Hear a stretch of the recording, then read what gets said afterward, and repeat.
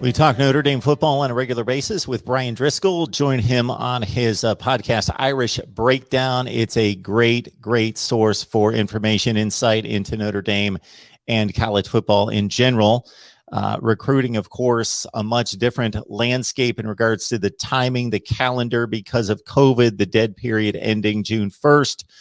July, a very active month for the Irish. Brian Kelly and his staff look forward to August. Get us just kind of caught up on where Notre Dame stands with the fourth-rated class in the country, according to 247 Sports right now. Yeah, I mean, 19 kids in the class. I think they can get up to 25 to 27, so they're close to being done. I mean, they're done at linebacker, they're done at corner, they're done at tight end. They've got their quarterback in the class. They want to add a little bit more in the secondary, D-line, O-line, and a receiver. And there's about 9 guys on the board right now, and Notre Dame is focusing all their time on those players. And so you look at defensively, they got Jalen Sneed in July, they got Devin Moore in July, they got Benjamin Morrison in July.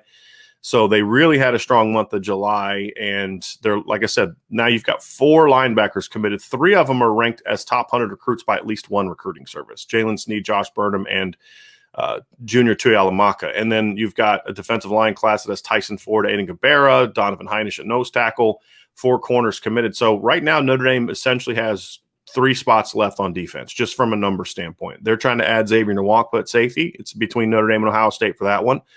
He's a talented top 50 caliber player from the state of Iowa.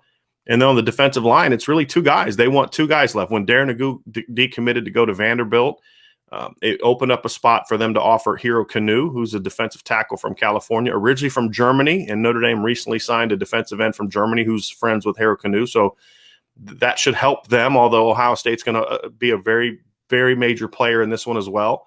And then Anthony Lucas, who is an absolute stud. You know, we use the term gap closer on our show, Mark. You know, you've heard that before.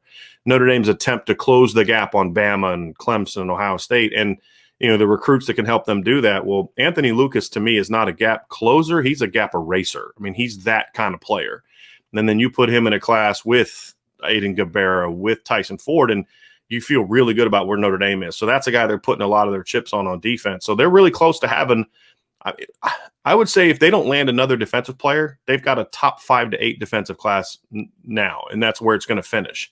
The landing Xavier Nwakpa, at least one of those D linemen, gives them a chance to have one of the 2 or 3 best defensive classes in the country, and that's how you close the gap, right? I mean, that's where you are. Offensively, there's a little bit more work to do, but even there, the board's in place with C.J. Williams, who's going to announce next Sunday on August 8th between Notre Dame, Texas, USC, and Alabama. And Notre Dame feels really good about where they are there. You've got Tobias Merriweather, who's a top 100 receiver that Notre Dame is in good position with. They're hoping to be able to convince him to make a decision this summer.